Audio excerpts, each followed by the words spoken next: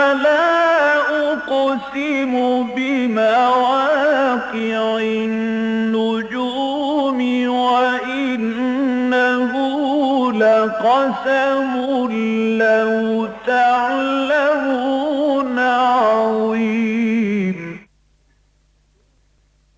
إنه لقرآن كريم في كتاب مكنون لا يمسه إلا المطهرون تنزيل من رب العالمين.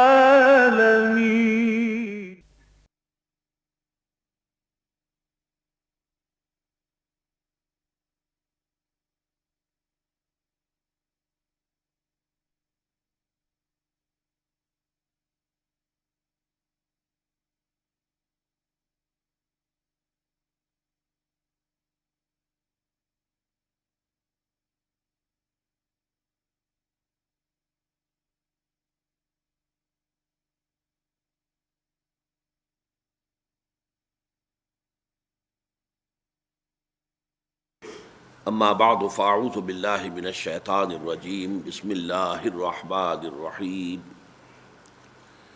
کنتم خیر امۃ اخرجت للناس تأمرون بالمعروف وتنہون عن المنکر وتؤمنون باللہ ولو آمن اہل الکتاب لکان خیرا لہم منہم المؤمنون واکثرہم الفاسقون.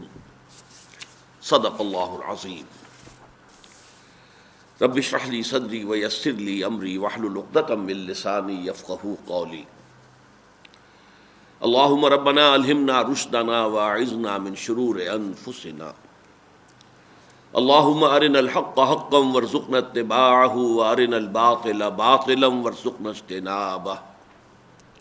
اللهم وفقنا لما تحب وترضى.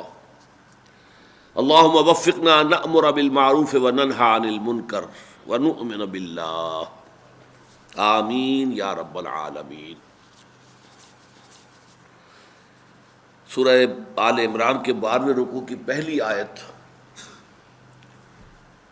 اس اعتبار سے بہت اہم ہے کہ یہ ان دو آیات میں سے ایک ہے کہ جن میں قرآن مجید میں امت مسلمہ کی تاسیس کی غرض و غایت بیان ہوئی ہے.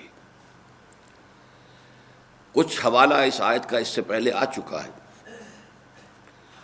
اپنے ذہن میں تازہ کر لیجئے کہ چھوٹی سے چھوٹی اجتماعیت بھی بنتی ہے تو اس کے کچھ مقاصد ہوتے ہیں. کوئی انجمن ہے، کوئی ادارہ ہے، کوئی ایسوسیشن ہے، کوئی انسٹیٹیوشن ہے، تو اس کی کوئی نہ کوئی غرض تاسیس ہوتی ہے، کوئی مقصد ہوتا ہے جس کے لیے کہ اس کو وجود میں لایا جاتا ہے. اسی کے لیے پھر میمورینڈم جو کہلاتا ہے، قرارداد تاسیس. تو اس امت، عظیم امت، اس کی غرض تاسیس کیا ہے، اس کا مقصد وجود کیا ہے؟ سورہ بقرہ اور سورہ آل عمران میں دو مختلف پیرایوں میں وہ بیان ہوا. وَكَذَلِكَ جَعَلْنَاكُمْ أُمَّةً وَسَطًا لِتَكُونُوا شُهَدَاءَ عَلَى النَّاسِ وَيَكُونَ الرَّسُولُ عَلَيْكُمْ شَهِيدًا. اسی طرح ہم نے تمہیں بنا دیا ہے وہ درمیانی امت کہ تاکہ تم ہو جاؤ گواہ پوری نوع انسانی پر. یہ پر خاص طور پر زور دے کر میں کہہ رہا ہوں. اور رسول ہو جائیں گواہ تم پر. اب اس کے پس منظر میں پورا ایک فلسفہ ہے کہ مقصد رسالت کیا ہے. تمام رسول جو ہے وہ اللہ کے گواہ بن کر آئے ہیں. اس گواہی کا ایک پہلو دنیا میں ہوتا ہے اور ایک آخرت میں ہوتا ہے. دنیا میں وہ حق کی گواہی دیتے ہیں، حق کے حق میں گواہی دیتے ہیں، اپنے قول سے، اپنے عمل سے، طرز عمل سے. لیکن آخرت میں وہ گواہی دیں گے پروسیکیوشن وٹنس کی حیثیت سے. اللہ تعالیٰ کی عدالت میں سرکاری گواہ کی حیثیت سے کھڑے ہوں گے اور وہاں گواہی دیں گے کہ اللہ تیرا جو ہدایت کا پیغام آیا تھا ہم نے انہیں پہنچا دیا تھا، اب یہ ذمہ دار ہے. They are accountable, they are responsible. چونکہ یہ گواہی خلاف پڑنے والی ہے نوع انسانی کے، اس لیے اس کے لیے لفظ اعلیٰ آتا ہے، شہیدن علیکم، تمہارے خلاف. اس لیے کہ عربی کا قاعدہ یہ ہر شخص کے علم میں ہے کہ کسی شے کے کسی کے حق میں ہونے کے لیے حرف لام آتا ہے اور کسی کے خلاف ہونے کے لیے اعلیٰ آتا ہے، جس کے لیے اہم ترین اور مختصر ترین جو ہے گواہی یاد رکھنا آسان ہے بہت. حدیث نبوی کے الفاظ قرآن کے بارے میں، القرآن حجت لک او علیک، یہ قرآن یا تو حجت ہے تمہارے حق میں، اس پر عمل کرو، اسے اپنا امام بناؤ، یہ تمہارے حق میں گواہی دے گا اللہ کہ اے اللہ تیرا یہ بندہ مجھے پڑھتا بھی تھا، مجھے سمجھتا تھا، مجھ پر عمل کرتا تھا، اس نے مجھے اپنا امام بنایا تھا بالفعل. وَاجْعَلْهُ لَنَا إِمَامًا وَنُورًا وَهُدًى وَرَحْمَةً، یہ صرف دعا ہی نہ ہو جو ہماری زبانوں سے نکل رہی ہو، بلکہ بالفعل ہمارے عمل کی عکاسی کر رہی ہو، تو یہ ہمارے حق میں گواہ ہوگا. بصورت دیگر یہ ہمارے خلاف گواہی دے گا، اے اللہ یہ مجھے مانتا تھا لیکن پڑھتا نہیں تھا، مانتا تھا کہ میں تیرا کلام ہوں، پڑھتا ہی نہیں تھا، توجہ ہی نہیں تھی، بے اعتنائی تھی، پڑھتا تھا تو طوطے کی طرح رٹا ہوا پڑھتا تھا، سمجھتا ہی نہیں تھا، سمجھتا تھا تو عمل نہیں کرتا تھا. یہ ساری گواہیاں خلاف جا رہی ہیں. اب گویا کہ یہاں پر استغاثہ لے کر قرآن کھڑا ہو رہا ہے اس انسان کے خلاف. اس لیے القرآن حجت لک او علیک، یا یہ قرآن حجت ہوگا تمہارے حق میں یا تمہارے خلاف. تو شہادت علی الناس، لوگوں کے خلاف گواہی، اسی لیے پر کہہ رہا ہوں میں.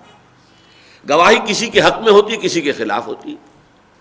کسی مقدمے میں آپ گئے ہیں، یا تو مدعی کی طرف سے گواہ ہیں تو اس کے حق میں گواہی دے رہے ہیں، اور آپ کی گواہی جو ہے مدعا علیہ کے خلاف جا رہی ہے، یا مدعا علیہ کی طرف سے گواہی دینے کے لیے آئے تو اس کے حق میں گواہی دے رہے ہیں جو مدعی کے خلاف جا رہی ہے. تو گویا کہ کسی کے حق میں کسی کے خلاف.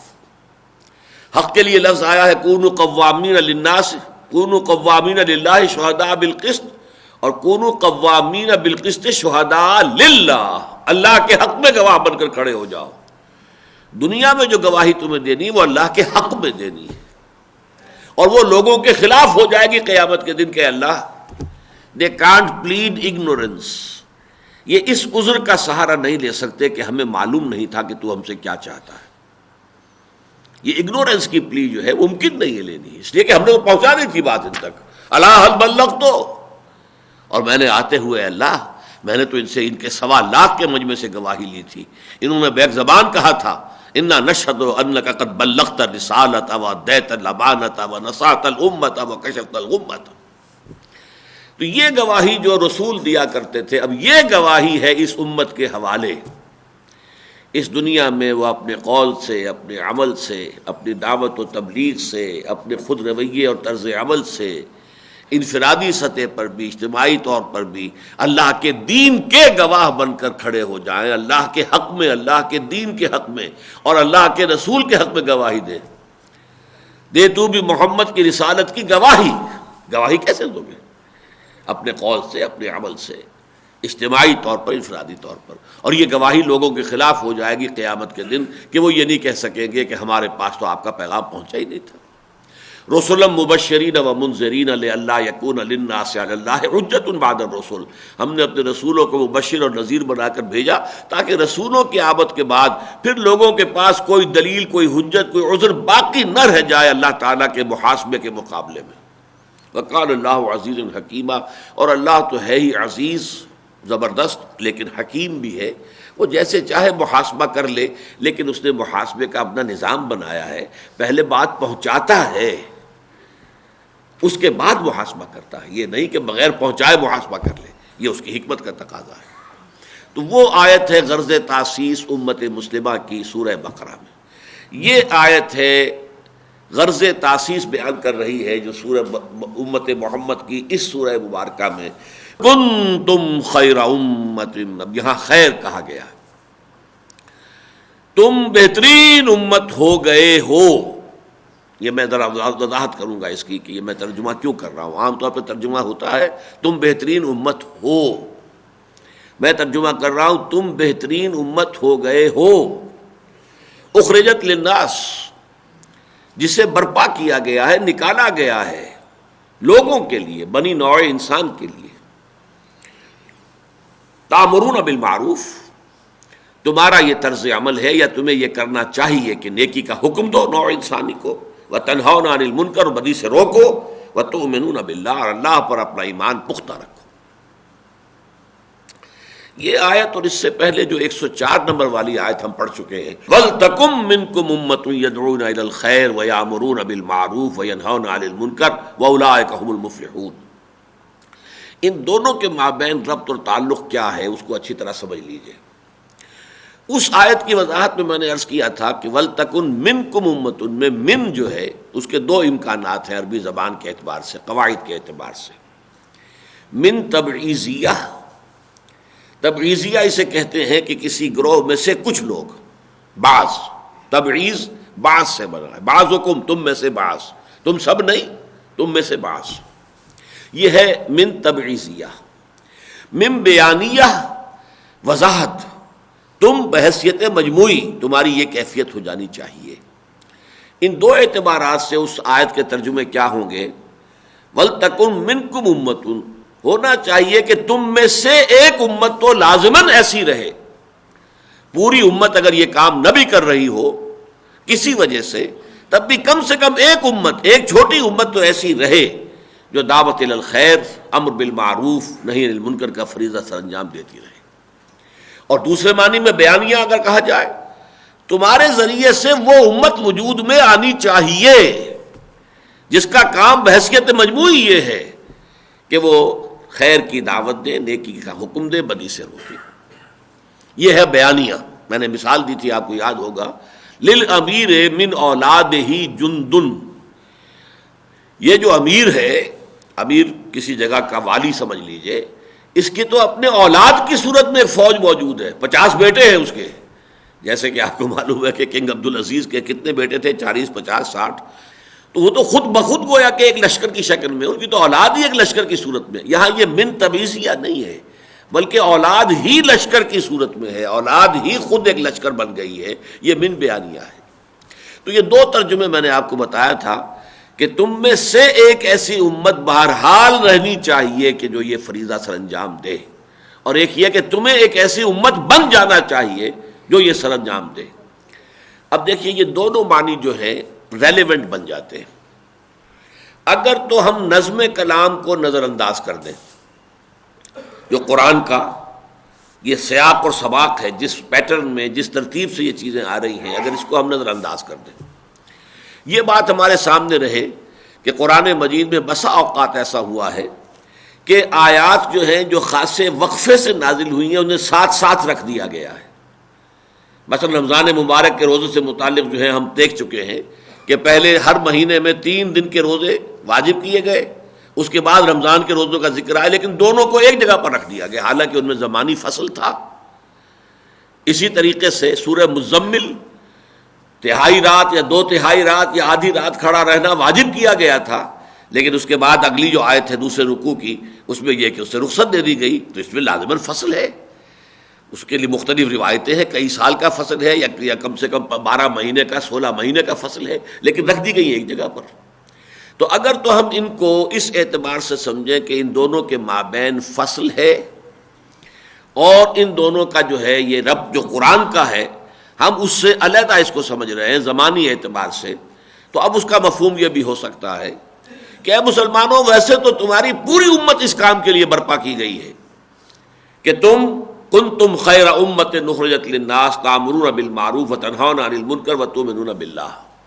یہ تو تمہارا مقصد وجود ہے، یہ تمہاری غرض تاسیس ہے، بحیثیت مجموعی پوری امت کا یہ کام ہے، پوری امت کے ذمے ہے یہ فرض. لیکن بالفرض، اور بالفرض کیا، یہ تو ہونے والی ہی بات تھی، شدنی امر تھا، اگر زمانے کے گزرنے کے ساتھ امت بحیثیت مجموعی اس کام کو بھول جائے، اپنے مقصد تاسیس سے غافل ہو جائے، اس کو مستحضر نہ رہے کہ اسے کس لیے امت بنایا گیا تھا، وہ بجائے امت کے قوم کی شکل اختیار کر لیں. قوم جو ہے، قوم پہ کوئی مقصد نہیں ہوتا، وہ تو ایک نسل سے متعلق لوگ ہیں، قوم ہے، ایک زبان بولنے والے لوگ ہیں، وہ قوم ہے. کوئی قدر مشترک انہیں قوم بنا دیتی ہے، ان کا کوئی مقصد نہیں ہوتا. امت وہ ہے جو ہم مقصد لوگوں کی جمعیت ہے. امت میں اور قوم میں بڑا فرق ہے. قوم نسلی ہوتی ہے، لسانی ہوتی ہے. اب یہ کہ آج کل کے زمانے میں قومیت جو ہے وہ علاقائی ٹیریٹوریل نیشنلزم، کسی ایک ملک کی حدود میں رہنے والے ایک قوم ہے، بس ان میں قدر مشترک کیا ہے کہ وہ سب اس ملک میں رہتے ہیں. لیکن امت جو ہے بالکل مختلف ہے. تو عنقریب یہ بات ہو جانے والی تھی، شدنی تھی، اللہ کے علم میں تھا کہ یہ امت جو ہے بھول جائے گی اپنے مقصد وجود کو. اس حالت کے لیے یہ ہدایت دی گئی اس وقت بھی کم سے کم ایک چھوٹی امت تو رہنی ہی چاہیے. اگر یہ بھی نہ رہا تو اس کا تو مطلب یہ ہوگا کہ وہ امت گویا کہ عذاب الہی کی حد درجے میں مستحق ہو جائے گی. ہاں اگر ایک جماعت بھی سائزیبل جماعت اس کام کو کرتی رہے جو کہ دعوت الی الخیر اور امر بالمعروف اور نہی عن المنکر کا کام ہے، تو ٹھیک ہے، کسی درجے میں وہ مقصد جو ہے وہ پورا ہوتا رہے گا. یہ ہے اس صورت میں کہ ہم ان کو اس نظم جو ہے نظم کلام کو نظر انداز کر دیں. لیکن نظم کلام کو کہ وہ آیت نمبر 104 ہے، یہ آیت نمبر 110 ہے، یہ بعد میں آ رہی ہے، وہ پہلے آ رہی ہے. اس اعتبار سے اہم تر ان کے درمیان جو ہے وہ رتبہ جو رشتہ ہے اور تعلق ہے وہ یہ ہے، وہاں بیان کیا گیا تھا مقصد، اے مسلمانوں ایسا ہونا چاہیے کہ تم ایک ایسی امت کی شکل اختیار کر لو کہ جس کا کام یہ ہو کہ وہ خیر کی دعوت دے، نیکی کا حکم دے، بدی سے روکے. اور اس آیت میں فرمایا جا رہا ہے کہ اب تم کوالیفائی کر گئے ہو، اب تمہارا واقعی مقام یہ بن گیا ہے، تم نے وہ مقصد اچیو کر لیا ہے. یہ ایک سرٹیفکیٹ ہے، ایک ٹیسٹیمونیل ہے. اس لیے میں نے ترجمہ کیا تھا تم ہو گئے ہو، تمہاری وہ حیثیت اب وجود میں آ چکی ہے، اب تم نے واقعتاً بالفعل صورت اختیار کر لی ہے. یہ کانا جو ہے، کانا ناقصہ اور کانا تامہ، جیسے وہ من تبعیضیہ اور من بیانیہ کا فرق ہے، ایسے ہی کانا جو ہے وہ تامہ بھی ہوتا ہے، ناقصہ بھی ہوتا ہے. میں ترجمہ کر رہا ہوں ہو گئے ہو، اس لیے کہ اس امت کی تاسیس جو ہوئی ہے در حقیقت وہ تحویل قبلہ کے بعد ہوئی ہے. اس سے پہلے ایک جماعت کی شکل میں تو تھے، محمد الرسول اللہ والذین معہ، بس ایک گروہ ہے. ابھی ان کی حیثیت جو ہے ایک امت کی نہیں تھی، اور ان کی کورونیشن نہیں ہوئی تھی، تاج پوشی نہیں ہوئی تھی. یہ تو در حقیقت تحویل قبلہ ہے کہ جو علامت تھی اس بات کی کہ اب تم مستقل بالذات ایک امت بن گئے ہو، اور اب تم اس مقام پر فائز کیے گئے ہو جس مقام پر کہ 2000 برس تک بنی اسرائیل فائز رہے تھے. اور تحویل قبلہ جو ہے اس کی علامت ہے. اس اعتبار سے میں نے ترجمہ کیا ہے کہ وہ جو مقصد تمہارے سامنے رکھا تھا کہ دیکھو مسلمانوں، اسے نکاتی لا عمل کیا تھا؟ پہلے یہ کہ تم اپنی انفرادی شخصیت کو پختہ کرو. یا ایھا الذین آمنوا اتقوا اللہ حق تقاتہ ولا تموتن الا وانتم مسلمون. نمبر 2، سیمنٹ سبسٹنس بنا لو قرآن کو، قرآن کی وجہ سے ایک دوسرے کے اندر پیوست ہو جاؤ، جڑ جاؤ. ہم خیالی، نظریات کی ہم آہنگی، مقاصد کی ہم آہنگی اور اشتراک یہ قرآن تمہارے اندر پیدا کر دے گا.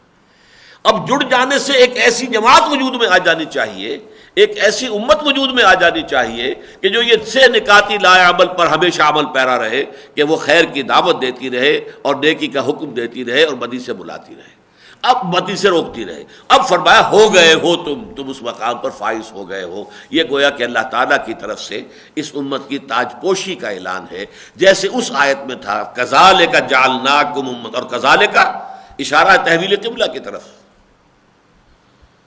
سیقول السفہاء من الناس ما ولاھم عن قبلتہم التی کانوا علیہا. بہت سے بے وقوف لوگ کہیں گے لوگوں کو کس چیز نے بدل دیا، وہ قبلہ انہوں نے تبدیل کر دیا، پہلے یہ شمال کی طرف رک کر کے نماز پڑھ رہے تھے، اب جنوب کی طرف مڑ گئے. کیوں؟ کذالک جعلناکم امۃ وسطا لتکونوا شہداء علی الناس. یہ اصل میں سمبل ہے، یہ علامت ہے اس کی کہ سابقہ امت مسلمہ کا دور ختم ہوا، نئی امت مسلمہ جو ہے اب کعبے کے مرکز کے گرد جو ہے وجود میں آ رہی ہے. اور یہ ہے اب جو درمیان میں واسطہ رہے گی، لنک رہے گی اللہ کے آخری رسول اور پوری نوع انسانی کے مابین. یہ امت وسط ہے، یہ درمیانی کڑی ہے، لہذا تمہاری تاج پوشی ہو گئی. اسی کو چونکہ یہ جوڑا ہے، یہ صورتیں جو ہیں آپس میں بہنے ہیں، لہذا وہ مضمون جو وہاں آیا ہے وہ یہاں بھی آنا تھا. اسی لیے در حقیقت یہاں پر بھی الفاظ کا فرق ہے، مفہوم تو وہی ہے. کنتم خیر امت اخرجت للناس، تم وہ بہترین امت اب بن گئے ہو. You have qualified to be accepted as the best امہ، جو اٹھائی گئی ہے، برپا کی گئی ہے، نکالی گئی ہے، اپنے لیے نہیں، نوع انسانی کے لیے.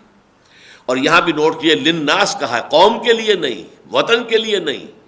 بالکل وہی بات جو سورہ بقرہ میں قرآن کی دعوت کے لیے لفظ آیا تھا، یا ایھا الناس اعبدوا یا ایھا الناس اعبدوا ربکم الذی خلقکم والذین من قبلکم لعلکم تتقون. یا قومیں نہیں، حالانکہ حضرت نوح نے پکارا ہے تو یا قوم ہے، حضرت ہود نے کہا ہے تو یا قوم ہے، حضرت صالح نے کہا ہے تو یا قوم ہے. جس نے پکارا یا قوم ہے، سوائے محمد الرسول اللہ کے کہ انہوں نے پکارا پوری نوع انسانی کو، یا ایھا الناس اعبدوا ربکم الذی خلقکم والذین من قبلکم لعلکم تتقون. یہ عالمی کردار ہے جو اس امت کے حوالے کیا گیا ہے. یہ ریجنل کوئی رول نہیں ہے، یہ کوئی کسی خاص وقت کا رول نہیں ہے، یہ کسی خاص علاقے کا، کسی خاص قومیت کا رول نہیں ہے. یہ وطن اور قوم اور نسل سے بہت بالا تر ہو کر آفاقی انداز میں اخرجت للناس، لوگوں کے لیے، بنی نوع آدم کے لیے، ان کی ہدایت کے لیے، ان کی رہنمائی کے لیے، ان کو سیدھی راہ کی دعوت دینے کے لیے، انہیں نیکی کے راستے پر چلانے کے لیے، انہیں بدی سے روکنے کے لیے بہت بڑا رول ہے جو انٹرنیشنل لیول پر تمہارے سپرد کیا جا رہا ہے. اور تم اب اس کو کوالیفائی کرتے ہو، اب تم اس کے اہل ہو گئے ہو. اب تم نے اپنے آپ کو اب 15 برس سمجھیے کہ اس کے پیچھے ہیں. یہ آیت جب نازل ہو رہی ہے تو سن 3 میں، سن 3 ہجری، 12 سوا 12 برس لے جائیے مکے کے اور 3 برس یہ جمع کر لیجیے، 15 برس کی محنت ہے محمد رسول اللہ صلی اللہ علیہ وسلم کی، جس کے نتیجے میں کہ ایک امت بالفعل قائم ہو گئی ہے. کنتم خیر امت اخرجت للناس تأمرون بالمعروف وتنہون عن المنکر وتؤمنون باللہ. اب سب سے بڑا معروف کیا ہے؟ یہ زمین اللہ کی ہے، اللہ کا حکم اس پر چلنا چاہیے. سب سے بڑا منکر کیا ہے؟ کہ کوئی اللہ کا مد مقابل بن کر کھڑا ہو جائے. I am the sovereign. Whatever I say, the word that I utter is the law. بادشاہ کا کیا تھا؟ اس کا فرمایا ہوا قانون ہے، جو اس کی زبان سے نکل جائے وہ قانون ہے، اٹل ہے. وہ اللہ کے مد مقابل خدائی کا دعوے دار بن کر کھڑا ہوا، چاہے فرعون تھا چاہے نمرود تھا. لیکن آج پوری نوع انسانی مدعی ہو گئی ہے، وی آر سوورن، اختیار ہمارے ہاتھ میں ہے. یہ سب سے بڑا منکر ہے، سب سے بڑا فساد، سب سے بڑی بغاوت. اتنے وسیع پیمانے پر کبھی بھی دنیا کی پوری تاریخ میں بغاوت نہیں ہوئی ہے. کہ قرآن مجید میں مشرکین کا قول تو یہ ہے کہ ان سے پوچھئے یہ دنیا کس نے بنائی؟ فوراً کہیں گے اللہ نے بنائی. آج کے جو گمراہ شدہ ہیں، آج کے جو مشرک ہیں، جنہوں نے مادے کو اپنا جو ہے وہ معبود بنا لیا ہے، وہ تو یہ بھی ماننے کو تیار نہیں. وہ تو یہ تو مانتے تھے نا، بارش کون برساتا؟ اللہ. کس کے ہاتھ میں ہے کل زمین و آسمان کا پورا نظام؟ قل من بیدہ ملکوت کل شیء وہو یجیر ولا یجار علیہ سیقولون للہ. جواب دیتے تھے اللہ. ان کا تلبیہ کیا تھا؟ لبیک اللہم لبیک، لبیک لا شریک لک لبیک، لبیک لا شریک لک الا شریکا تملکہ وما ملک. اے اللہ میں حاضر ہوں، میں حاضر ہوں، میں حاضر ہوں، تیرا کوئی شریک نہیں سوائے اس شریک کے کہ جو کچھ اس کے پاس اختیار ہے اس کا بھی مالک تو ہی ہے اور اس شریک کا مالک بھی تو ہی ہے. یعنی ہمارے جو شریک ہیں لات، عزا، منات، ہبل، یہ سب بھی تیری ملکیت ہے، تیرے بندے ہیں، اور ان کے پاس جو اختیار ہے وہ بھی تیرا دیا ہوا ہے. لہذا توحید رہ گئی کہاں، شرک کہاں گیا؟ اٹ ایویپوریٹڈ. بس درمیان میں واسطے ہیں جو کچھ انہوں نے مان لیے. یہ اللہ کے لاڈلے ہیں، اللہ کے چہیتے ہیں، اللہ کے نائبین سلطنت ہیں. آخر ان کا بھی کچھ اختیار ہوتا ہے، کچھ اللہ نے ان کو بھی اختیارات دے رکھے ہیں. کچھ لوگ ایسے ہوتے ہیں منہ چڑھے بادشاہوں کے کہ ان کی بات کو بادشاہ ٹال نہیں سکتا، ایسے ہی یہ بھی محبوب ہے. یہ تصور تھا، خدا کا تو انکار نہیں تھا. خدائے گاں، تمام خداؤں سے بڑا خدا ایک، وہ تو ایک ہی ہوتا تھا. کیپٹل جی سے لکھا جانے والا گاڈ تو ایک ہی تھا. The omnipotent, the omniscient, the omnipresent God with capital G. He was all alone. چھوٹے جی سے لکھے جانے والے تھے gods and goddesses، دیوتا اور دیویاں، لیکن وہ چھوٹے جی سے لکھے جاتے تھے. اگر ان کے ہاں ہندوؤں میں دیوی اور دیوتا تھے، ان سب کے اوپر مہادیو تو ایک ہی تھا. مہادیو تو دو نہیں تھے، مہادیو ایک تھا. تو یہ جو تعدد تھا آلہہ کا، یہ اوپر جا کر توحید میں جا کر ضم ہو جاتا تھا. لیکن عملاً کیا ہوتا تھا؟ اوپر والا تو اوپر بیٹھا ہے، یہ نیچے والوں کی سیوا کرو، ان کی اگر ہوگی کوئی سیوا کرو گے تو یہ ہے کہ جو تمہیں وہاں چھڑوا لیں گے، بچا لیں گے، تمہارے جو ہے یہ ہم شفعاؤنا عند اللہ، یہ اللہ کے ہاں ہمارے سفارشی بنیں گے۔ تو ظاہر بات ہے کہ ڈپٹی کمشنر سے تو کسی بیچارے کاشتکار کو سروکار کیا پڑھنا ہے ساری عمر تو اس کا واسطہ پٹواری صاحب سے ہے۔ تو یہ پٹواری جو ہے اس کائنات کے، تو ساری جو ہے وہ سیوا ان کی ہوتی ہے۔ یہ ہوتا ہے شرک کا عملی معاملہ، ورنہ اصل میں تو وہ مانتے ہیں کہ on top there is one God, ایک خدا ہے، ایک اللہ ہے، ایک مہادیو ہے، ایک کیپٹل جی سے لکھے جانے والا گاڈ ہے، ایک خدائے گاں ہے۔ لیکن آج کے دور میں آ کر یہ ہوا ہے کہ اس کا انکار مطلق۔ وَلْتَكُنْ كُنْتُمْ خَيْرَ أُمَّةٍ أُخْرِجَتْ لِلنَّاسِ تَأْمُرُونَ بِالْمَعْرُوفِ وَتَنْهَوْنَ عَنِ الْمُنكَرِ وَتُؤْمِنُونَ بِاللَّهِ۔ اب دیکھیے یہ جس مقام پر مسلمان فائز کر دیے گئے یا امت محمد فائز کر دی گئی، اب سب سے زیادہ بٹر کنفنٹریشن کس کی طرف سے ہوگی؟ ظاہر بات ہے جن کو معزول کر کے آپ کا نصب کیا گیا ہے، سب سے بڑی دشمنی تو انہی کے دل میں ہوگی۔ ان کا تکبر تھا کہ جو مانے ہو گیا، ورنہ یہ کہ وہ بھی اگر ایمان لے آتے حضور پر تو وہ بھی جو بھی اس وقت اعزاز ہو رہا تھا امت محمد کو حاصل، اس کے اندر وہ بھی شریک ہو جاتے۔ تکبر آڑے آیا، مانے کیسے؟ یہ تو جاہل قوم کا فرد، امی قوم سے، خود امی، ان پڑھ، اس کو ہم مان لیں؟ کیسے مان لیں؟ نبوت اور رسالت جو ہے وہ تو ہمارے گھر کی شے تھی، وہ تو ہماری خانہ زاد لونڈی تھی، ہمیشہ سے ابراہیم سے لے کر آج تک ہمارے ہاں یہ نبوت چلی آئی ہے۔ یہ کون آ گیا باہر سے؟ ایک یہ جو باہری، جو ہمارے بنگالی بھائی کہتے تھے یہ باہری آ گئے، یہ باہر کا آدمی آ گیا، یہ کہاں سے دخل اندازی ہو گئی ہے؟ اس تکبر کی وجہ سے ایمان نہیں لائے۔ اور ظاہر بات ہے کہ اب تاریخ کا بہاؤ تو روک نہیں سکتے، فی الواقع تو اب یہ امت بن گئی، امت نے ٹیک اوور کر لیا، چارج جو ہے وہ چینج ہو چکا ہے، لہٰذا اب اس تکبر نے حسد کی شکل اختیار کر لی۔ یہ دو الفاظ اچھی طرح نوٹ کر لیجیے۔ یہود کے طرز عمل میں، سابقہ امت مسلمہ کے طرز عمل میں، اس نئی امت مسلمہ کے نسب ہو جانے کے بعد دو کیفیات پیدا ہوئی۔ نمبر ایک، تکبر جو آڑے آیا اس دین کو قبول کرنے میں، محمد کی رسالت کا اقرار کرنے میں صلی اللہ علیہ وسلم، اور جو محرومی ہوئی اس کی بنا پر حسد۔ یہ حسد آپ کہتے ہیں اس کے لیے لفظ آگ آتا ہے، حسد کی آگ میں جلتا ہے انسان۔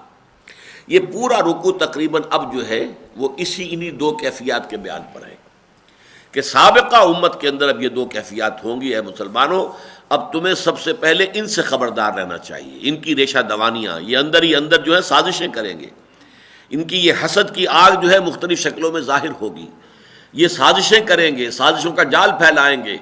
مشرکین مکہ کو بھی یہ ابھار کر لاتے رہے ہیں جنگ کے لیے۔ یہ سارا کا سارا طرز عمل جو ہے وہ اصل میں صاف نظر آ رہا ہے۔ اس کی وجہ کیا ہے؟ یہ محروم کیے گئے ہیں، معزول کیے گئے ہیں، ان کی جگہ پر اب تمہیں نصب کیا گیا ہے، تمہیں فائز کیا گیا ہے، لہٰذا اب تمہارے بارے میں ان کا طرز عمل بالکل یہی ہوگا۔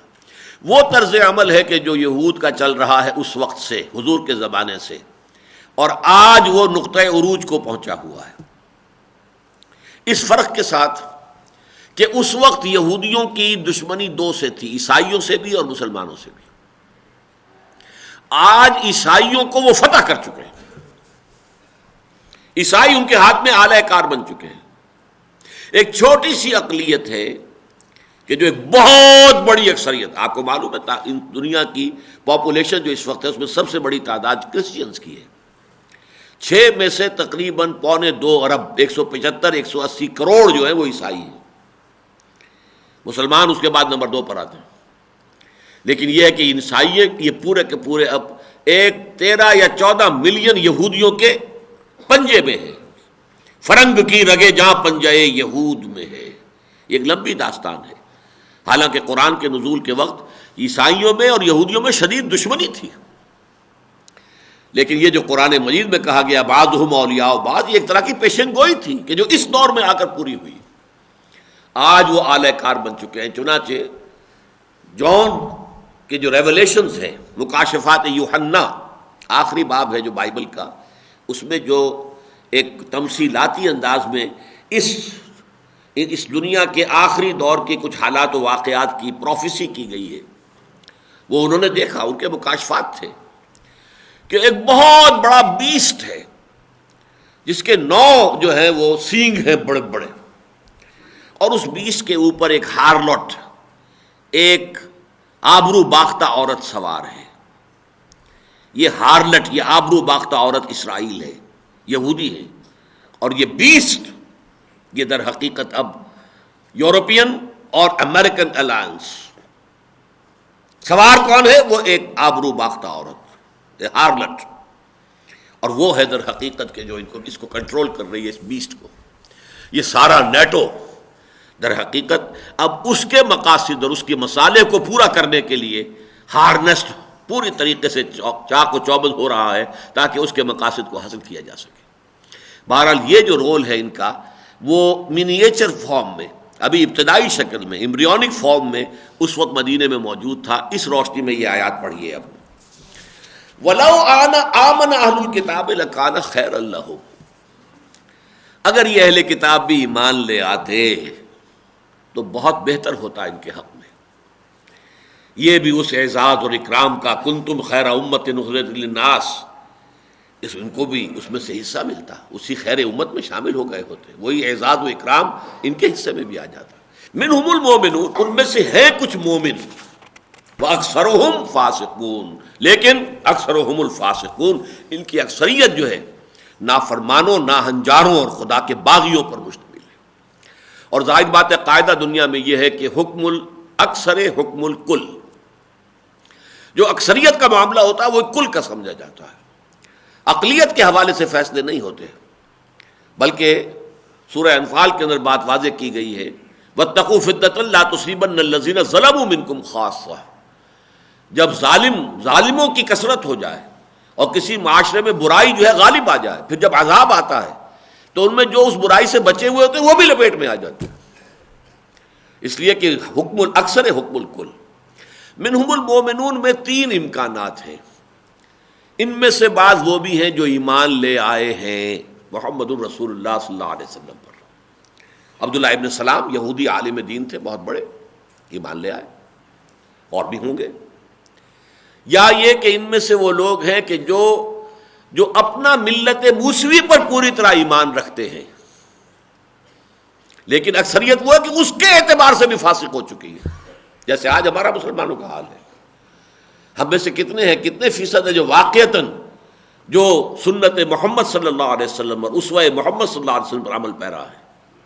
ویسے تو ہیں، ہم مسلمان ہیں، امتی ہیں، لیکن کتنے ہیں جو فی الواقع امتی ہوں؟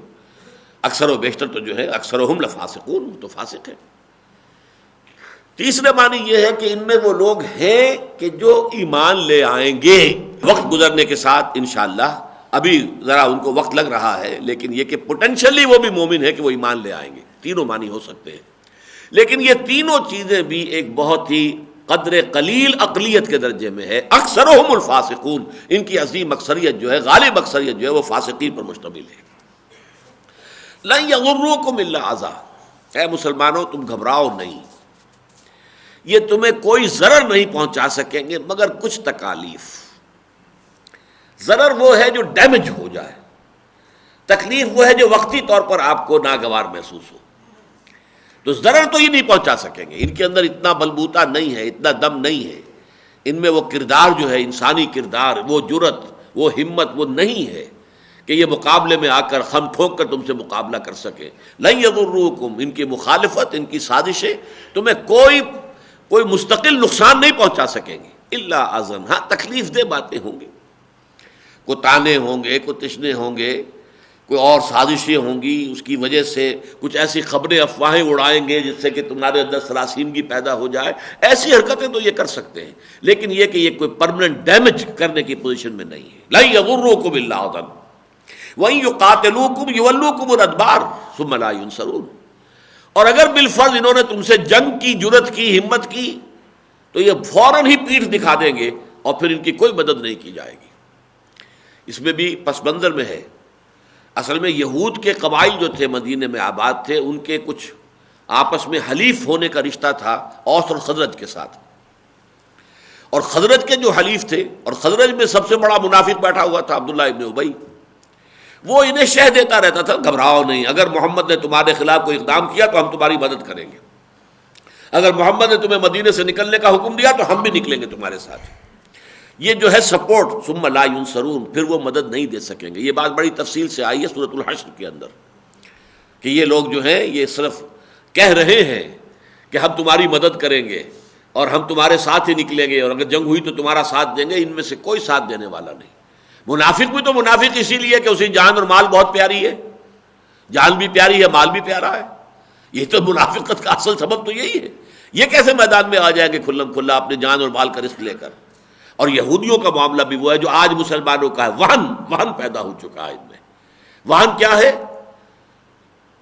کراہیت الموت وحب الدنیا، دنیا کی محبت اور موت کا سے فرار اور موت کا خوف، یہ پیدا ہو جائے تو پھر کسی قوم کے اندر کوئی دم نہیں رہتا، کوئی بلبوتا نہیں رہتا۔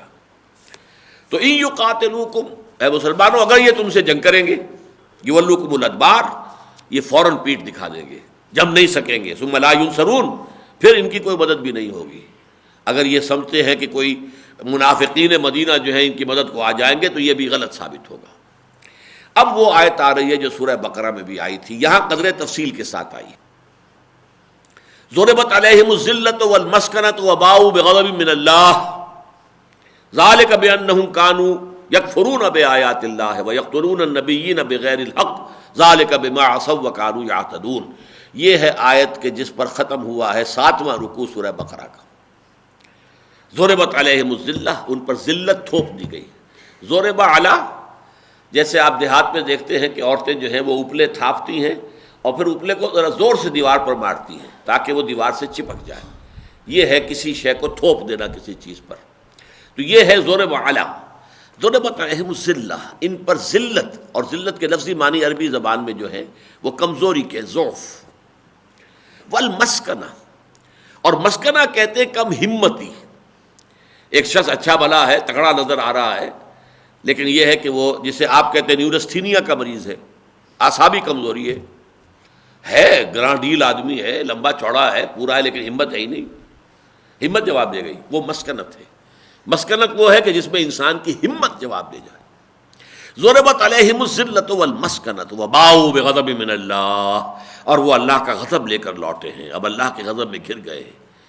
یہ آیت جو ہے یہ سورہ بقرہ میں آئی، اور چونکہ یہ بہنیں ہیں آپس میں، سورہ بقرہ سورہ آل عمران جوڑے کی شکل میں ہے، لہذا وہی آیت یہاں بھی آئی ہے۔ ضربت علیہم الذلۃ اینما ثقفوا، ان پر ذلت مسلط کر دی گئی ہے جہاں کہیں بھی یہ پائے جائیں گے۔ لیکن اس وقت کی صورتحال وہ نہیں ہے جو ان آیات میں آ رہی ہے، نوٹ کر لیجئے، a temporary change in the status, یہ عارضی ہے، وقتی ہے۔ جیسے آپ کے ہاں محاورہ ہے کہ شمع بجھنے سے پہلے بھڑکتی ہے، اسی طرح ان کے فائنل انیہیلیشن اور فائنل ایکسٹرمینیشن جو ہونے والی ہے یہود کی، اس سے پہلے ایک بھڑک ہے یہ اسرائیل کا وجود میں آ جانا اور بڑی طاقت کے ساتھ اس کا کھڑا ہو جانا، اور اس کے پاس جو ہے ایٹمک ہتھیاروں کا کے ڈھیر لگ جانے، اور اس کا وہ خود اعتمادی کہ پورے عرب قوم کو تو اس سرے سے کسی شمار قطار میں لاتے ہی نہیں، وہ تو دشمن سمجھتے بھی ہیں، اپنا تو پاکستان کو سمجھتے ہیں، عربوں سے تو ہمیں کچھ نہیں ہے، کوئی ہمیں کوئی اندیشہ ہی نہیں ہے، یہ کیا ہمارا کر سکتے، کچھ بھی نہیں کر سکتے، یہ تو بالکل بودے ہو چکے ہیں، ہمیں تو اگر اندیشہ ہے تو پاکستان سے ہے۔ یہ سن 67 کی جنگ کے فوراً بعد بن گوریان نے تقریر کی تھی پیرس میں کہ ہمیں اصل میں سمجھ لینا چاہیے کہ ہمارا اصل مقابلہ جو ہے اور ہمیں اصل خطرہ جو ہے پاکستان سے ہے۔ پاکستان کو بنے ہوئے 20 برس ہو چکے تھے اس وقت، ابھی سن 71 کا حادثہ نہیں ہوا تھا، ابھی پاکستان یکمشت تھا، مشرقی اور مغربی پاکستان، ابھی اس کی بڑی حیثیت تھی دنیا کے اندر، ہمیں تو اصل خطرہ جو ہے پاکستان سے ہے۔ اور واقعہ یہی ہے کہ کنفرنٹیشن تو ہوگی تو یہی ہوگی، امت مسلمہ کا اسپیئر ہیڈ ہوگا پاکستان، اور عیسائی اور یہودی دنیا کا اسپیئر ہیڈ ہوگا اسرائیل۔ اصل مقابلہ ان میں آنا ہے، اور عجیب بات یہ ہے کہ دونوں جو یہ عالم وجود میں آئے ہیں ٹھیک 9 مہینے کے وقفے سے، 14 اگست 1947 کو پاکستان، اور غالباً 14-15 مئی ہے 1948، مئی یا جون، اور یہ ہے اسرائیل کا قیام، اتنا وقفہ، اتنا کلوز ہے۔ انہی کا ہے تاریخ جو اب آ رہی ہے، جس کو اقبال نے کہا ہے اپنے اس ویژن کے تحت کہ دنیا کو ہے پھر مار کا روح و بدن پیش، تہذیب نے پھر اپنے درندوں کو ابھارا، اللہ کو پامر دیے مومن پہ بھروسہ، ابلیس کو یورپ کی مشینوں کا سہارا۔ یہ کنفرنٹریشن جو ہے یہ زیادہ دور نہیں ہے اب۔ بہرحال پہلی بات تو یہ کہ ضربت علیہم الذلۃ اینما ثقفوا، جہاں کہیں بھی یہ پائے جائیں گے ان کے اوپر ذلت۔ یورپ میں کئی سو برس تک انتہائی ذلیل یہ سمجھے جاتے تھے، انتہائی ان سے نفرت ہوتی تھی، شہروں میں آباد نہیں ہو سکتے تھے، ان کے گھیٹوز علیحدہ ہوتے تھے باہر، ان کو بہت گندا سمجھا جاتا تھا، جیسے کہ یعنی ہندوستان کے معاشرے میں شدر اس طرح کی حیثیت یہودیوں کی رہی ہے یورپ کے اندر۔ یہ تو پروٹیسٹنٹ مذہب ایجاد ہوا اور اس کے نتیجے میں جیسے کہ انہوں نے شیعہ اور سنی کی تقسیم جو ایک یہودی عبداللہ ابن سبا نے شروع کروائی تھی، ایسے ہی یہ کیتھولزم اور پروٹیسٹنٹزم کے درمیان خلیج پیدا کیے یہودیوں نے، اور پھر پروٹیسٹنٹس کو اپنا اعلی کار بنایا اور ان کے ذریعے سے پھر اپنا سٹیٹس بھی اونچا کیا اور اپنے لیے سود کی اجازت حاصل کی، جس سے کہ بینکنگ کے بڑے نظام قائم کر دیے اور پورے یورپ کو اپنے قرضوں کے اندر جکڑ لیا۔ جس طرح آج ہم آئی ایم ایف اور ورلڈ بینک کے ہاتھوں میں غلام بنے ہوئے ہیں کہ ہمارا چیف ایگزیکٹو کہتا ہے کہ آئی ایم ایف اور ورلڈ بینک کے جو کارندے آتے ہیں ہمیں ان کے گوڈے گٹے پکڑنے پڑتے ہیں، وہ حال تمام یورپین نیشنز کا تھا یہودی بینکرز کے سامنے۔ تمام ممالک جو ہیں یورپ کے وہ مقروض تھے یہودی بینکرز کے، اور ان کے گوڈے گٹے پکڑتے تھے۔ یہ ہاؤس آف گولڈ سمتھس اور ہاؤس آف روتھ شائلڈز کے اسی زمانے میں پروٹیسٹنٹ مذہب کی ایجاد کے بعد جب تک کہ پوپ کا رول تھا، پوپ کی حکومت تھی، اس میں اور بہت خرابیاں تھیں، وہ دوسری بات ہے، لیکن سود حرام تھا، کوئی انٹرسٹ بیسڈ ٹرانزیکشن نہیں ہو سکتا تھا یورپ میں۔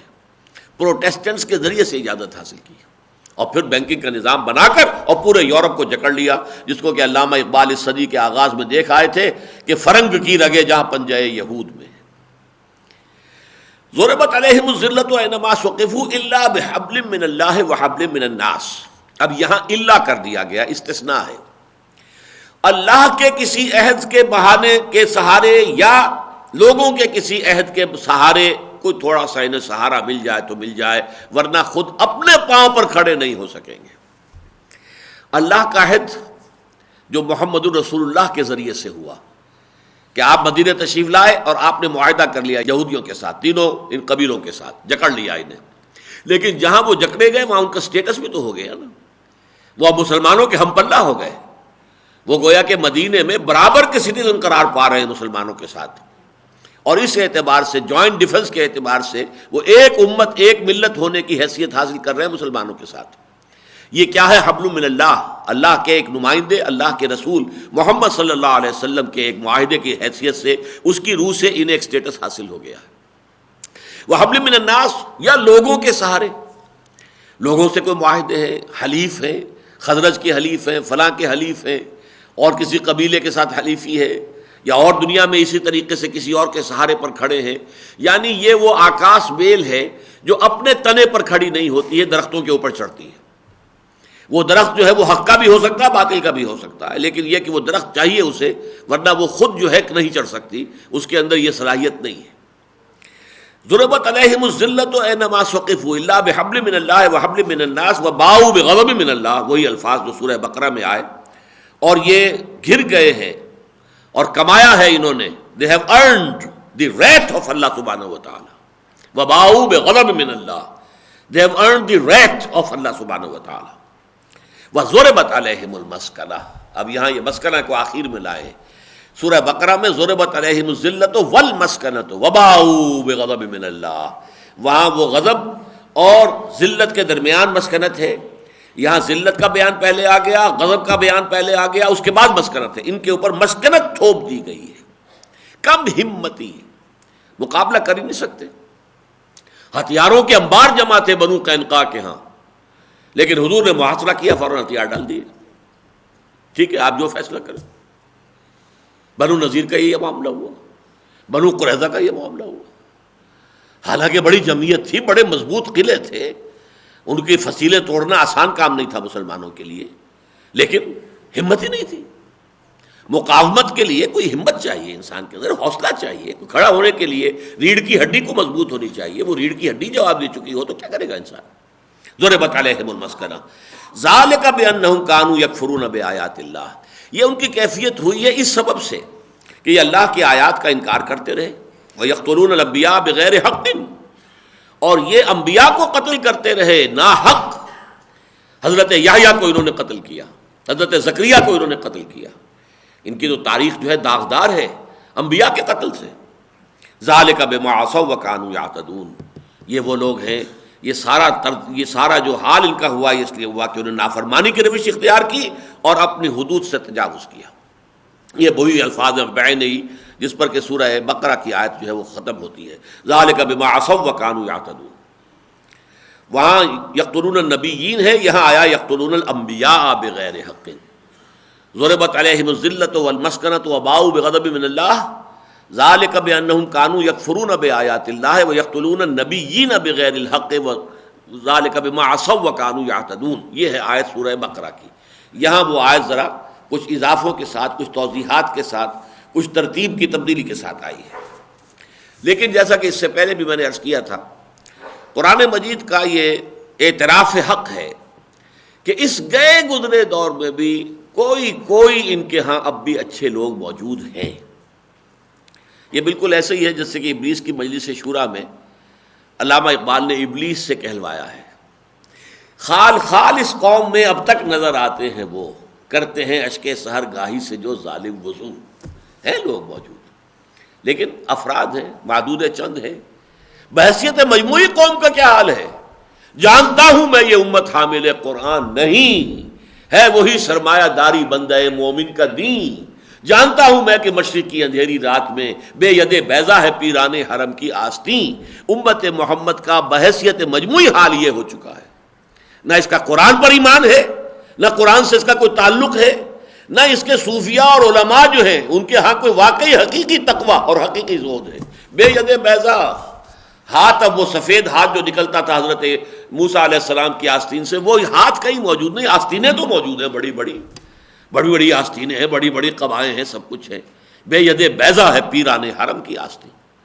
تو یہ ہے ان کا مجموعی حال، اگرچہ خال خال اس قوم میں اب تک نظر آتے ہیں وہ ہے۔ اگر کوئی خطر مجھ کو تو اس امت سے ہے جس کی خاکستر میں ہے اب تک شرار آرزو۔ خال خال اس قوم میں اب تک نظر آتے ہیں وہ، کرتے ہیں اشک سحرگاہی سے جو ظالم وضو۔ یہی بات قرآن یہاں کہہ رہا ہے، لیسو سوا، یہ سب کے سب ایک جیسے نہیں ہے، برابر نہیں ہے۔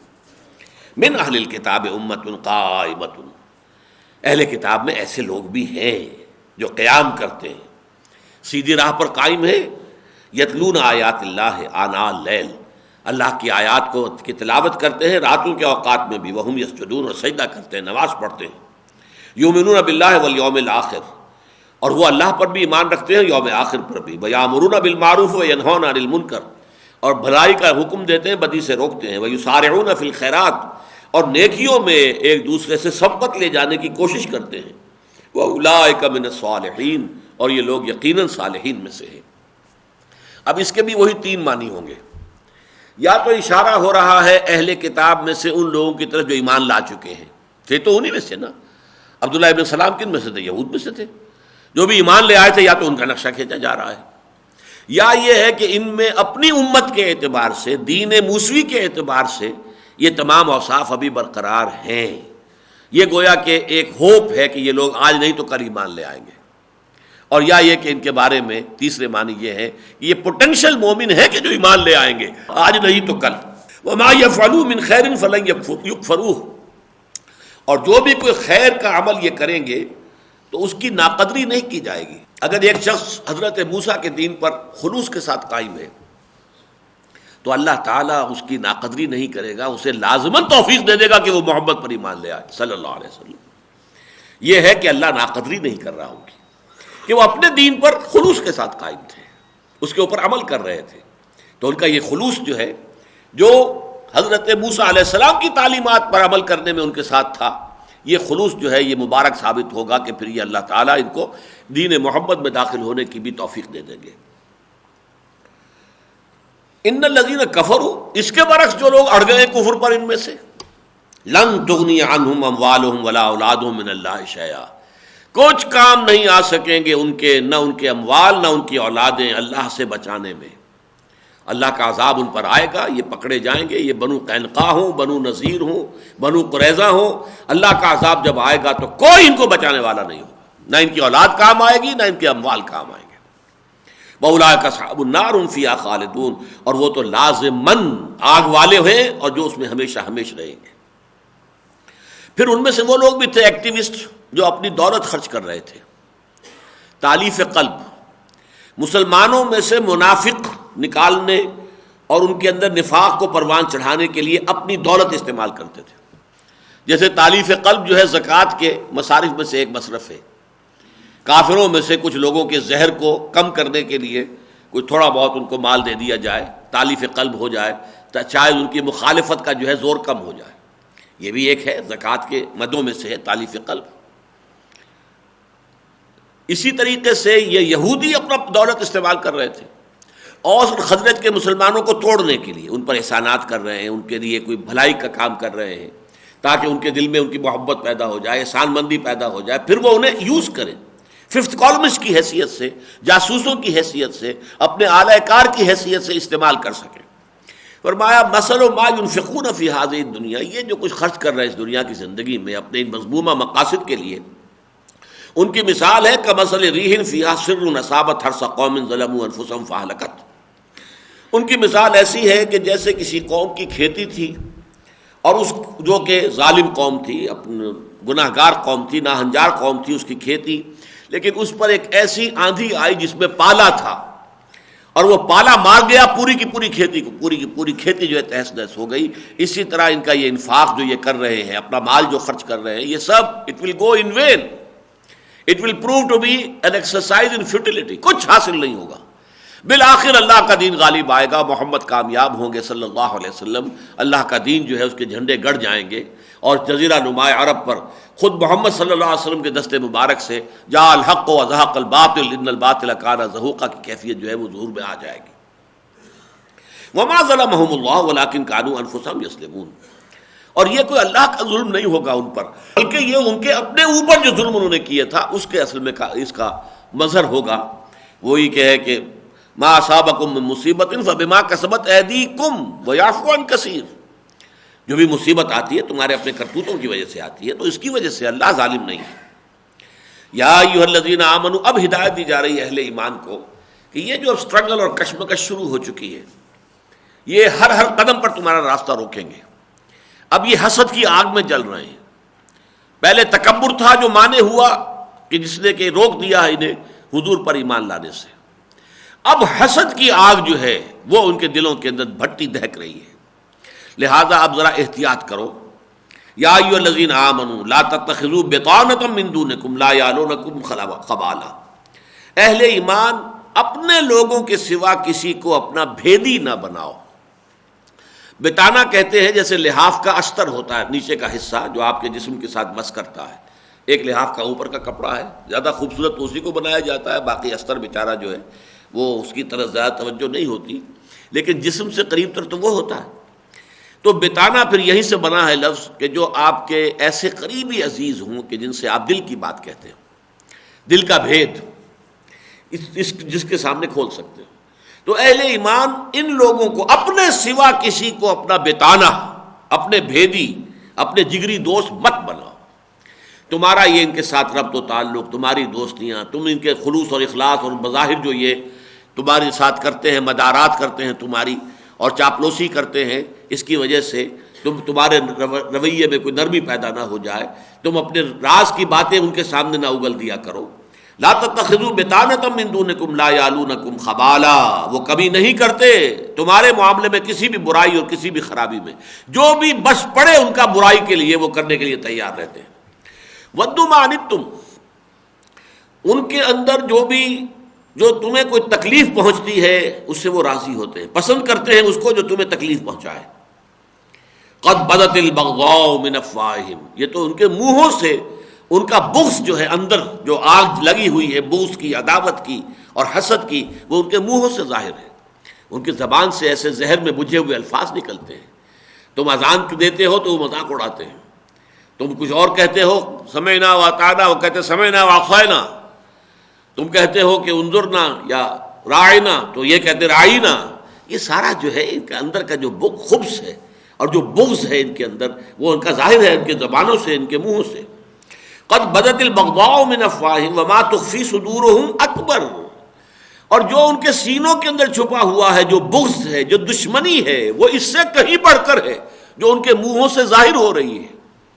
یہ تو ٹپ آف دی آئس برگ سمجھو کہ آئس برگ کا صرف اوپر کا جو ہے وہ ٹاپ تمہیں نظر آ رہی ہے، نیچے کیا کچھ ہے. جن کے سینوں میں جو آگ لگی ہوئی ہے، حسد کی آگ بھٹی کی شکل میں ہے. قد بینا لکم الآیات ان کنتم تعقلون. ہم نے تو تمہارے لیے اپنی آیات کو، اپنی ہدایات کو، اپنی رہنمائی کو واضح کر دیا ہے تاکہ تم عقل سے کام لو. ہاں انتم اولئک تحبونہم، دیکھو یہ تم ہو جو ان سے محبت کرتے ہو. کیونکہ پرانے روابط تھے اوس اور خزرج کے، اور ان تین قبیلوں کے آپس میں روابط تھے، دوستیاں تھیں، اور مسلمان تو اپنے اسی خلوص اور اخلاص کے ساتھ گویا کہ ان کے ساتھ معاملہ کر رہے ہیں. ہاں انتم اولئک تحبونہم، یہ تم ہو کہ جو ان سے محبت کرتے ہو. ولا یحبونکم، وہ تم سے محبت نہیں کرتے. وتؤمنون بالکتاب کلہ، تم تو پوری کی پوری کتاب پر ایمان رکھتے ہو. یہ پوری کتاب سے مراد کیا ہے؟ تورات، انجیل، زبور، یہ سب ایڈیشنز ہیں نا اس کتاب کے، جو اب قرآن کی شکل میں آخری مہیمن بن کر اور جامع کتاب بن کر نازل ہوئی ہے. تو تم صرف قرآن کو تو نہیں مانتے، تم تورات کو بھی مانتے ہو، تم انجیل کو مانتے ہو، تم زبور کو مانتے ہو، تم صحف ابراہیمی کا مانتے ہو. تؤمنون بالکتاب کلہ، تم تو مانتے ہو پوری کی پوری کتاب کو. وَإِذَا لَقُوكُمْ قَالُوا آمَنَّا، اور ان کا حال یہ ہے کہ جب تم سے ملاقات کرتے تو کہتے ہم بھی مومن ہیں. بھائی ہم ابراہیم کو نہیں مانتے کیا ہم موسیٰ کو نہیں مانتے؟ کیا تم نہیں مانتے موسیٰ کو؟ یہ ہم مانتے ہیں، ہم بھی مانتے ہیں. ہم بھی مومن ہوئے کہ نہیں ہوئے؟ ہم تم بھی مانتے ہو نا تورات کو، اللہ کی کتاب تھی. ہم تورات کو ماننے والے تو ہم بھی مومن ہیں. وَإِذَا خَلَوْا، اور جب وہ علیحدہ ہوتے ہیں، خلوت میں ہوتے ہیں، عَضُّوا عَلَيْكُمُ الْأَنَامِنَ مِنَ الْغَيْظِ، تو پھر اپنے غصے کی آگ کی وجہ سے اپنی انگلیاں چبانے لگتے ہیں کہ ہمارے کیے کچھ نہیں ہو رہا. یہ روشنی جو ہے محمد کی لائی ہوئی، یہ نور ایمان اور نور اسلام، یہ تو پھیل رہا ہے، یہ تو قدم جما رہا ہے، یہ تو بہت مضبوط ایک درخت ہو گیا. كَزَرْعٍ أَخْرَجَ شَطْأَهُ فَآزَرَهُ فَاسْتَغْلَظَ فَاسْتَوَىٰ عَلَىٰ سُوقِهِ. اب آپ اندازہ کیجئے ان کے حسد کے اندر اضافہ ہوتا چلا جا رہا ہے، جبکہ وہ دیکھ رہے ہیں ہماری ساری سازشیں ناکام ہو رہی ہیں، ہماری ساری ریشہ دوانیاں ناکام ہو رہی ہیں. ہم نے نفاق کا پودا پروان چڑھانے کے لیے اتنا کچھ خرچ کیا ہے، لیکن اس سے بھی کچھ حاصل نہیں ہو رہا ہے، اور یہ دعوت تو پھیل رہی ہے، اور یہ پودا جو ہے مضبوط سے مضبوط تر اور توانا سے توانا تر ہوتا چلا جا رہا ہے. تو پھر یہ کہ اپنی انگلیاں چبانا غصے میں، جھنجھلاہٹ کے اندر، یہ ان کا طرز عمل ہے. قُلْ مُوتُوا بِغَيْظِكُمْ، کہہ دو کہ مرو، ہلاک ہو جاؤ اپنے اسی غیظ میں، اسی اپنے غیظ کی آگ میں بسم ہو جاؤ، اسی اپنی حسد کی آگ میں جل مرو. ان اللہ علیم بذات الصدور، یقیناً اللہ تعالیٰ خوب جانتا ہے جو لوگوں کے سینوں کے اندر ہے. ان تمسسکم حسنۃ تسؤہم، اے مسلمانوں تمہیں اگر کبھی کوئی خیر پہنچ جائے تو انہیں برا لگتا ہے، یہ کیا ہو گیا، کیوں انہیں یہ کامیابی حاصل ہو گئی. وَإِن تُصِبْكُمْ سَیِّئَةٌ یفرحوا بها، اور اگر کہیں کوئی تکلیف آ جائے، غزوہ احد میں تمہیں تکلیف آ گئی، انہوں نے جو ہے شادیانے جو ہے بجائے اپنے، خوشیاں منائی، جشن منایا. بدر میں تمہیں فتح حاصل ہو گئی تھی تو یہ بجھ کر رہ گئے تھے، ان کے دلوں پہ اور ان کے جذبات پر اوس پڑ گئی تھی. ان تمسسکم حسنۃ تسؤہم وان تصبکم سیئۃ یفرحوا بها وان تصبروا وتتقوا. لیکن اے مسلمانوں اگر تم صبر کی روش اختیار کیے رکھو گے، وتتقوا اور تقوی کی روش پر کاربند رہو گے، لا یضرکم کیدہم شیئا، ان کی یہ ساری چال بازیاں، ان کی یہ ساری اسکیمیں، ان کی یہ ساری منصوبہ بندیاں، ان کی یہ تمام سازشی ریشہ دوانیاں، یہ تمہیں کوئی ضرر نہیں پہنچا سکیں گی. ان اللہ بما یعملون محیط، یقیناً جو کچھ یہ کر رہے ہیں، جو کچھ ان کی تگ و دو ہے، جو کچھ ان کی بھاگ دوڑ ہے، اللہ اس کا گھیرا کیے ہوئے ہے، گھیراؤ میں ہے. یہ ایک خاص حد تک اللہ نے انہیں اجازت دے رکھی ہے، تمہیں تکلیف دے لے، تمہیں کوہ پہنچا دے، تاکہ تمہاری آزمائش ہو جائے کہ تمہارے اندر کس قدر صبر ہے، ثبات ہے، استقامت ہے، مقاومت ہے. بس یہ اللہ کی اجازت سے، باقی یہ تمہیں کوئی ڈیمیج نہیں کر سکیں گے.